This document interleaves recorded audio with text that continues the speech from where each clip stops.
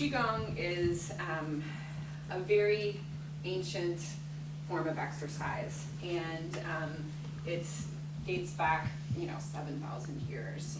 They have references to the basic postures on ceramics, actually, in China, dating back to 7,000 years. So it's very ancient, and I think there are many different schools in China of Qigong, and really exercises are kind of handed down in families and in towns regionally. And so there's a million different forms, and it's kind of like maybe a dialect in every place. And the translation of Qigong is life, work, energy. So the discipline of it is learning how to balance, cultivate, and regulate the energy of the body in order to do work. And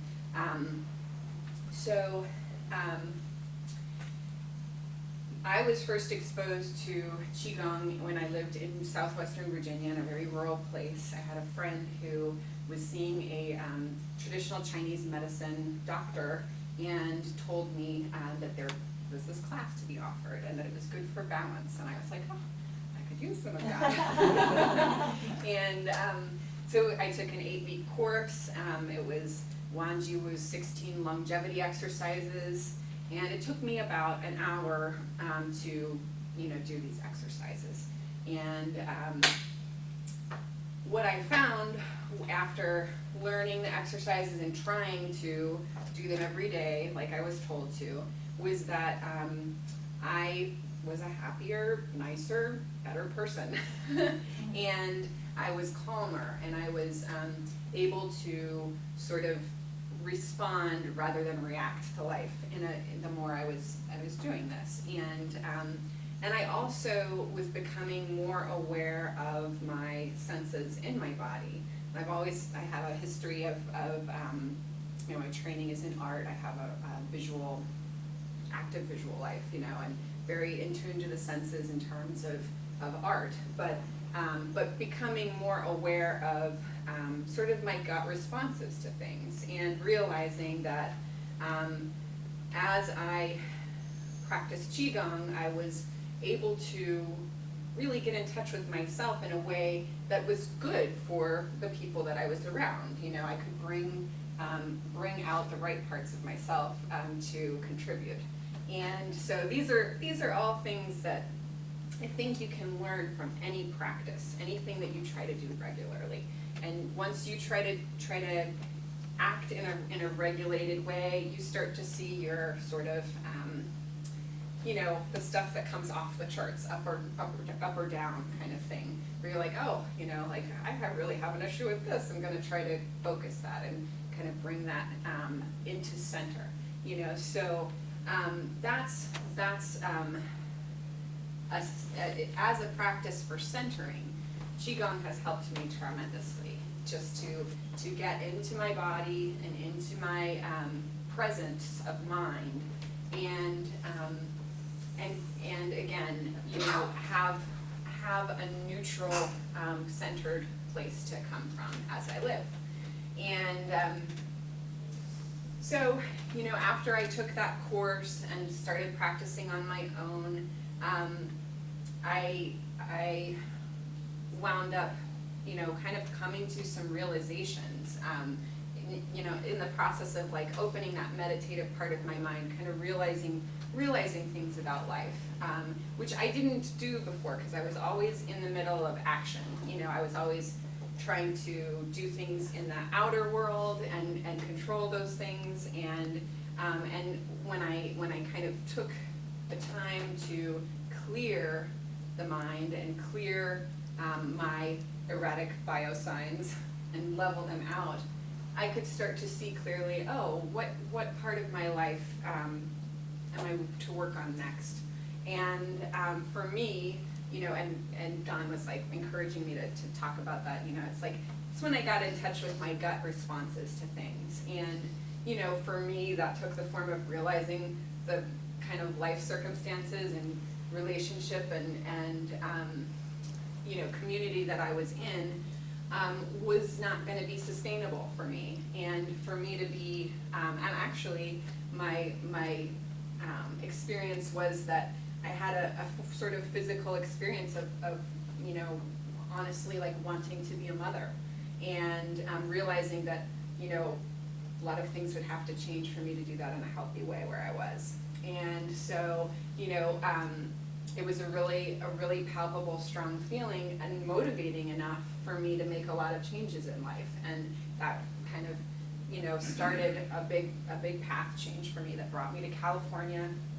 And when I left Virginia, the last thing that the instructor kind of told me was, I was like, I'm going to California, I don't know what I'm going to do, kind of big plan, but he said, as you choose a Qigong teacher, just choose someone whose Qi you want to turn out like. Don't choose someone kind of dramatic and robes and, because there's all kinds of Qigong out there. And so when I came here, I looked, and I it took me a while to get settled, and I found a teacher at an acupuncture and integrative medicine school in Berkeley. And so this is a medical Qigong program. She's, the teacher had pre-med and was treating her acupuncture patients as with Qigong as well. So teaching them exercises to address wherever their physical issue was. So, they had a liver problem or a kidney issue, or also associating like the emotions that come up with an illness. Those emotions each have associations with organs in the body, and so you can give exercises that work on that organ and that emotion, and so you can support the recovery of a person who's undergoing cancer treatment or what have you. So a sense of a real teacher doing it. I can show you what I can do, but anyway. Did you teach a class this morning? Yes. Yeah. So So every Saturday and Sunday, 9 to 10. Oh. And all people are welcome, and it's a really gentle exercise program. So it's mostly it's meditative movement, bringing the mind and the body into harmony. Great. Yeah. Can we do it also sitting down, or we have to stand? Yes, absolutely. There's great effect for the exercise, whether you're able to stand or not. It's simple movements that can be done with the arms and the hands, and just coordinating the breathing and the visualization has a great effect on your physical body if you bring your awareness there. So anyway, I was able to take a certification course. I learned another few forms of Qigong and continue to practice. And what I would like to kind of set the stage for in terms of trying to bring into or present this on a stage about spiritual development as well as physical maintenance. Just the sense that when we take care of the temple of the body, it can kind of allow our indwelling spirit of God, that kind of animating element, it can allow that to take better care of us. That's something that I've really come to the conclusion of as I've done this for several years, So when I practice Qigong, what I try to do is really clear the mind and bring the body and the mind into the motion. And I find it very hard sometimes, or I did especially when I started, to sit down and meditate. When I make the body still, the mind goes super fast. And when I can task the body to do slow movement, it actually brings the mind back into pace that's a little more sane and not so panicked, and it slows everything down in the mind, and it can allow there to be more still waters running deep, if not silence, if not stillness completely. So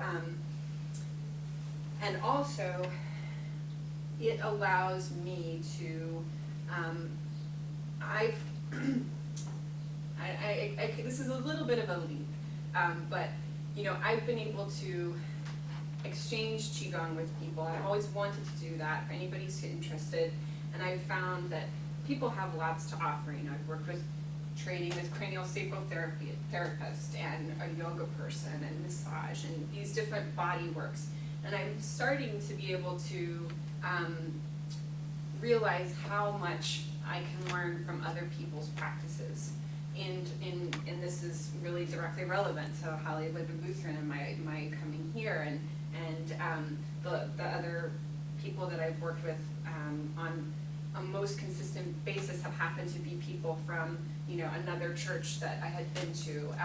So anyway, the ability to practice that here and in my own neighborhood and with the community, developing this kind of continuity that challenges me to make this practice more and more spiritual for myself, and realizing that a lot of the parts of the Qigong, like I learned the medical Qigong vocabulary, but to realize the other things that I've experiencing through the Qigong are in fact, a vocabulary that I can fit when I'm learning at Hollywood Lutheran too. So for me, it is an experience, basically I think of God's love, I think it's a sense of real presence in a surrounding, appreciating your natural surroundings, appreciating and really sensing and being present with other people.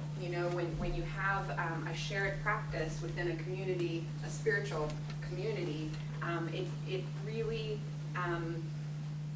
lights up more and more, and like enriches that practice. So I've been really grateful to have that experience with other people here, and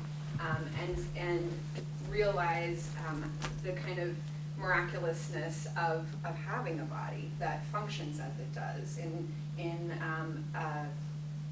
almost like a little universe of its own. We have the external universe of the macrocosm, and then we have the microcosm. And the universe within is quite miraculous as the one without. And so bringing those two into harmony and appreciating the sense and the experience of both has been, this has been the perfect place for me to do that. It's really taken the practice for me to another level, and one where I'm glad that it was destined for, and really grateful for that. So just to kind of bring it back a little bit to the physical, what I really find remarkable, and as an image, like a kind of artistic image, as well as really practical kind of working picture of just how things are in life and in the world, is the sense that everything in our existence kind of happens on a spectrum of energy and matter. And so, our emotions might be very energetic, whereas our, arthritis might be very, very physical, And so the sense that the smooth flow of qi through the body and in the world and is dynamic. It moves, and it has life, and it has flexibility, and it has all the, kind of animated, vital essence of being. Whereas when things become stuck or stagnant or blocked, that is where disease happens. It's like, something's not easy within ourselves. We are uneasy with something, or, there's an illness and something is causing pain or dysfunction. So, so the goal it being to keep everything flowing and to allow the blockages to be broken down in various ways. And I myself have had some health issues that were really, really diffused and really assisted by the lifestyle changes of diet and the Qigong practice, and so I can attest to that on a personal level. Just the sense that if you can identify what your block is and you can focus your vibrational power there, we do sound therapy and visualizations and exercises that, when you hold one posture and breathe in a certain way and focus your effort there, it can break things down on an energetic level. You can have a cyst, for instance, in my case, and prevent. I didn't break it all the way down, but I stopped it from growing after a point. And that's quantifiable. And that's that to feel like you have self-healing capability. I mean, that taps into your that power from God. That power from that indwelling spirit that that you were given as a human being. So very powerful, really something I would love to share with anybody who is curious about it. And so again, this is appropriate for cancer patients dealing with tumors, as well as just in a day you're feeling, you have an emotion or you have a feeling and you don't want to bring it out to someone else or react in a way with it. You want to resolve it. You want to take that energy and transform it into fuel for better and bigger and better things. And I think that's what Qigong really does. Like, that's my personal definition. It's like it takes energy and spreads it out and focuses it and allows you to use it in a mindful way. And can't do that all the time. There's lots of mistakes that happen along the way as we learn our, how to live. But for me, that's what the process has been. So I'm trying to think, talking really fast, a little bit. Yeah, and another thing, and I kind of talked about this, was, in the sense of like experiencing the miracle of your body, experiencing that as the love of God, as, this love of being and of life and of vitality. Those are the things that you want to focus on instead of, like stress and confusion and, how things appear and, how, there are problems, so focusing on vital energy and on how that's being delivered to you and how you're actually feeling it palpably with your body. Your senses are a really delicate instrument, and when you make the effort to, you can feel, the spiritual nature of life. And so for me, it's definitely brought me into unity with surroundings and with people, and allowed me to sort of enter into new situations, learning situations in an open way, rather than a way of like, oh, this is a threat to my personal history as I define myself. It's like, no, take a deep breath, listen to doctrine and take it for what it is, and think about it, contemplate things. You don't have to feel like there is a pressure on you. You're there to just absorb and to take in what you're able to process. And to have that is really powerful and allows people to transcend all kinds of anxiety and panic and what have you, which I have totally experienced way too much in my life. I think that sometimes you get things like that so that you have to learn how to process them and how to navigate with them, and then you can go farther than you would ever have gone before. So if you had, kind of not had that sense of like, oh, this makes me feel uncomfortable, I'm gonna run away from it. No, this makes you feel uncomfortable because you are being asked to change. So yeah, that perspective.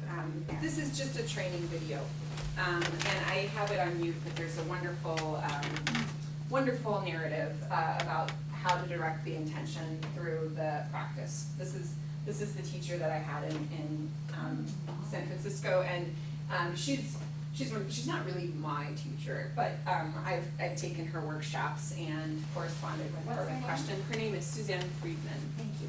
And very recently, and she's been in San Francisco and I think for like almost 15 years, had her own Chinese medicine clinic, and she's worked with all kinds of patients as well as cancer patients, I know.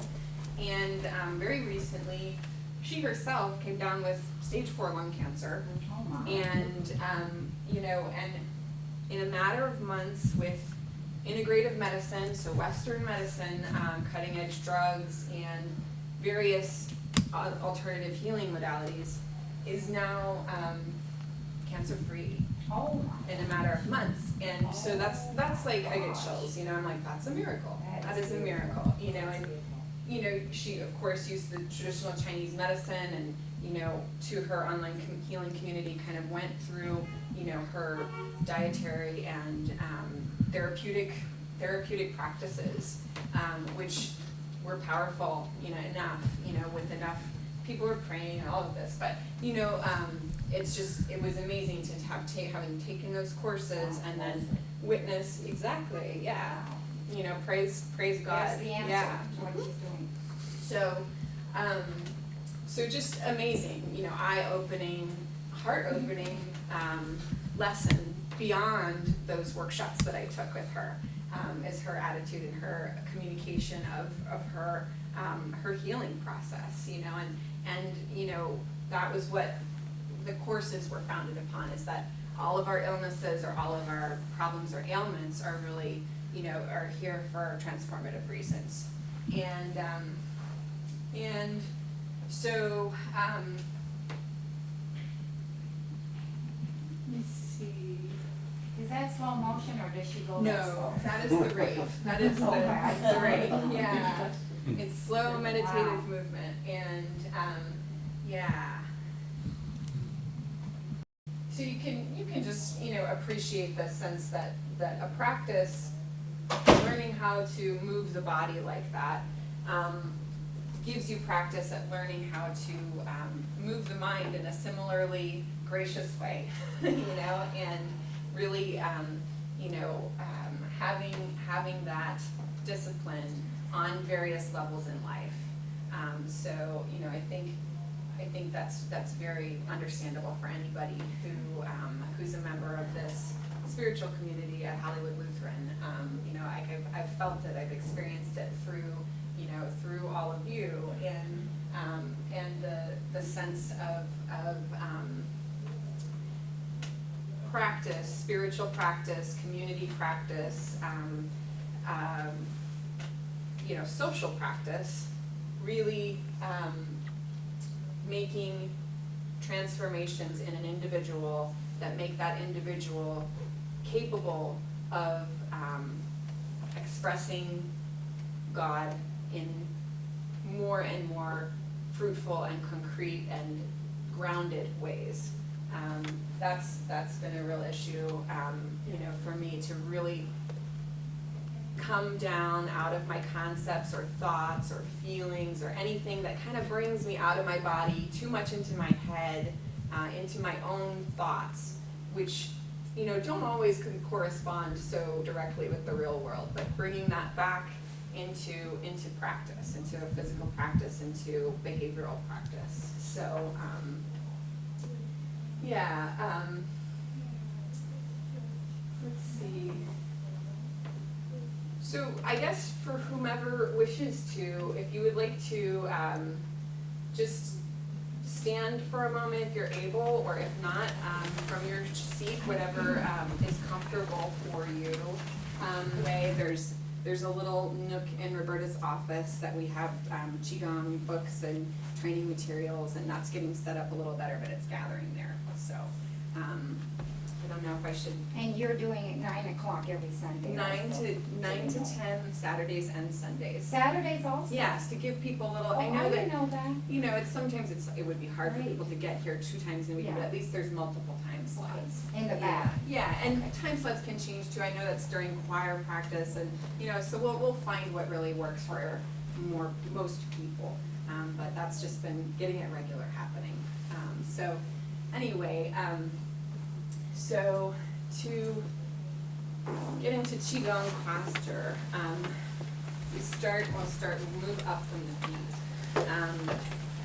Kind of visualizing that your feet have 4 points, and those each foot kind of meshes with the plane of the earth in such a way that's stuck. You know, you're there. You feel your weight, and you visualize in as well deep energetic roots going from your feet into the earth as if you're a tree or something, so that you're nourished. You're from that connection with the earth.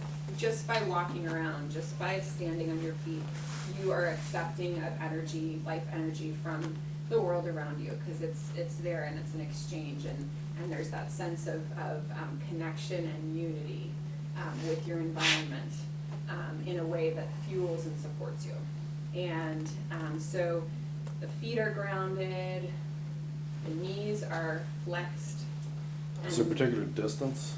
Yes, good question. About shoulder distance apart, whatever's comfortable. But, you know, mindful that you're not letting your knees kind of collapse in, you're kind of pressing them out. You're opening your knees, and your hips are flexed, and your tailbone is tucked under a little bit, so your hips are tucked under. And that again opens the hip sockets. All those channels run down to the legs, and you want to give them room to breathe, kind of, and draw energy through. So your hips are tucked, your spine is long, and it's that tuck of the hips takes the curvature out of your spine, and you relax the shoulders and let them fall. And again, it opens up the neck. That neck goes to the head, so it's important to let that blood flow. And your arms are held out a little bit from your body, as if you have some of Carl's eggs underneath your arms, just holding them there, kind of letting that juncture be open for blood flow. And your chin is tucked, so that again opens the spine, creates almost like a clear hose, you know, an unkinked hose, or, you know, a chimney that, you know, is built tall enough to kind of have its own draw up the length of it. And the chin is tucked, and it's kind of as if you have a stream holding you up, leading from your head up. So, and in this posture, we're able to breathe with relaxation into the abdomen, and let the abdomen relax fully, and like just be a pot belly. And relax as you breathe in, and then contract as you exhale. And you can just take a few breaths. And usually we breathe in and out through the nose, but you can also, breathing out through the mouth is more purging. So if you feel like you are ready to explode for any reason, valid or not valid, you know, if you have an excess of emotion or energy and you breathe out through the mouth, it expels some of that, it takes the pressure off. So you can breathe into the belly, out.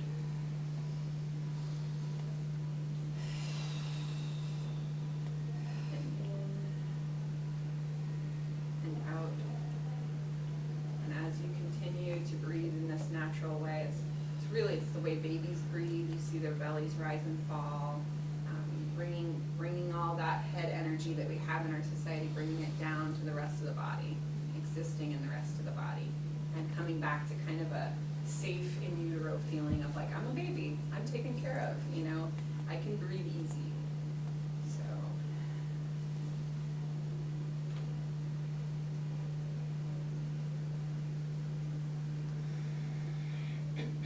And we'll start, this is the most common exercise in the Qigong. It's interspersed throughout the Guigen root form Qigong.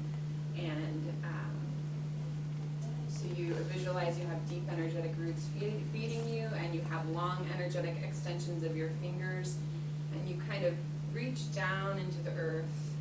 The yin energy of the universe is the substance energy, and you scoop and you gather and you reach up to the yang energy of the heavens and sky. And then you draw that energy down and you bring it and send it with your mind intention through the crown point on your head. So the top of your head, and you let it wash through the body as you exhale. And you let it wash out the feet, carrying with it any stress or tension, anything that doesn't serve the whole. So let's do that once more. Gathering deep energetic roots and fingers up, breathing in,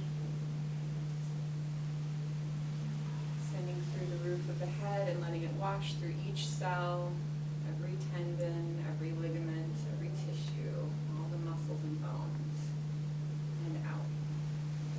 And we'll do it once more. In and through. So the head is washed, the neck, the shoulders, the arms, the torso, and the hips, and the thighs, and the knees, and the calves, and the feet. Okay. And you'll just realize that there's a different feeling in your body, and you can kind of slow down, and you can kind of pay better attention to all the wonderful things around you. And so the exercise that we'll do is called Uniting the Universal Chi. This is one of the first exercises I learned, and I still love it. And it's kind of like two circles. So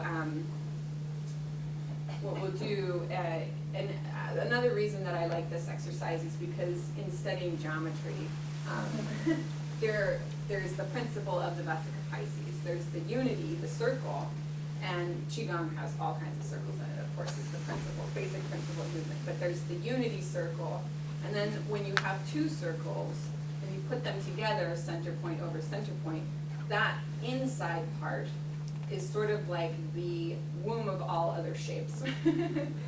It's kind of like once you measure that, you have equalities, and you can build anything out of that. So this is uniting the universal chi. You can kind of think of it as that symbol of unity, and that's just a visual from me. But breathing again from our grounded stance, and then inhale as you come up on one side. But letting your hands follow your your head follow your hands, and breathing out as you come down. And we'll do this a total of 8 times. Inhaling and exhaling. Inhaling and exhaling. Very nice and graceful.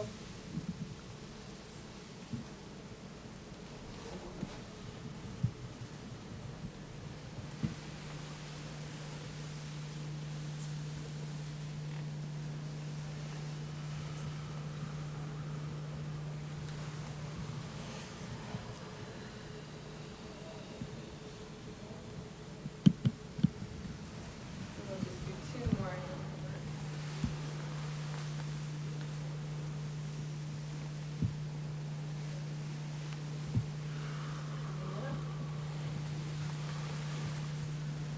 Down, and then we reach the center.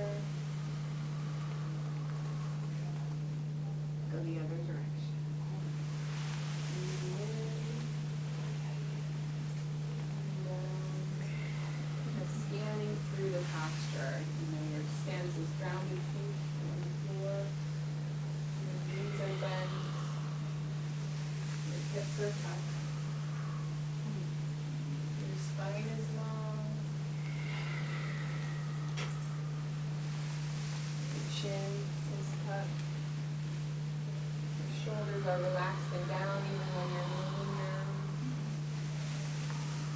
Is there a symbolic meaning of this exercise this week? I think it's just that sense is all I know of it. Uniting the universal chi. Kind of connecting your microcosm with the macrocosm. Yeah.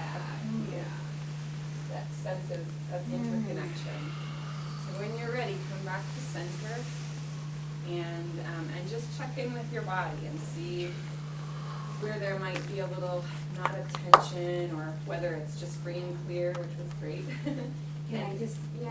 when you're home alone and there's no one around, to me, it'd be a good time to either speak in tongues while I'm doing all this, or groaners, groaning or moaning. There's something to it. I wanna do Yeah. something with my voice, but, Well, you know, that's I'm being very polite. I'm not natural. gonna do it. Thank you for that, but that I is just wanna know if natural. other people do that. Well, there's a whole part of Qigong that's sound therapy. Oh, see, I didn't know that. And I personally have had experience of not so much sound moving, but emotion moving. Like I've had an experience where, you know, it's like, where's that coming from? You know, I'm having feelings that are really strong, Yeah. very intense. But that moves during the practice so that it doesn't have to move in other ways in your life, you know, and you transform it. You can purge it or you can transform it. That's the goal. Yes. In running hands, sometimes in the morning, I hear people do the vocalizations with the Qigong. I don't know who's doing it, but it resounds through the canyon once in a while. Oh, Yeah. It's like 7 o'clock in the morning, you have to be up. Yeah. Well, then there are different sounds that resonate at different points of the body where those organs reside. So Wow. you can break up stagnation with sound, that vibration. So, so anyway, and let's just do one other simple exercise. This is kind of a version of the pulling down habits exercise. It's also found in the Qigong Qigong form. And it just involves a little turning of the spine, in addition to the cleansing of the energy. So again, one side, you have deep energetic fingers into the earth, and you scoop and draw that arm across the body, reaching up, stretching, dilating the channels, letting the flow come through, and sending it through the torso, using your hand kind of like a magnet to move that energy around. And then up on the other side, leaving that hand that just moved on one side and coming back to center. And then on the other side, scooping with that other hand, coming across the body and up.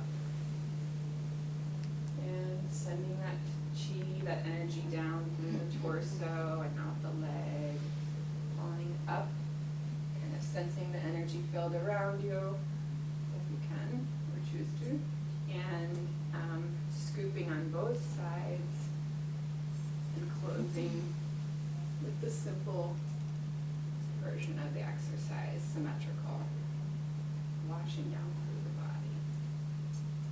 And then at the end of a practice, we'd close by putting the hands over the navel, the first place we received nourishment when we were in utero, and we still absorb energy. You know, you think about your gut feelings, or you know, if you have butterflies in your stomach or whatever. So bringing that sense of warmth, sensing that warmth in your belly and your center of gravity, and knowing that you kind of are cultivating a little oasis of energy that you can use in you know, more and more beneficial ways on the planet. So breathing into the abdomen and sealing that energy there for future use. Yeah. So thank you all very much. Thank you. Yeah, Very yeah, good. thank you. Any questions, I'm happy to answer. Yeah. Yay. Yay. Oh, I'm glad. Thank you so much for coming. Yeah, it's lovely for you to be here. Yeah, thanks. I really appreciate it. Yeah, it was fun. It was a really good class this morning, and yeah, it's been great. Yeah.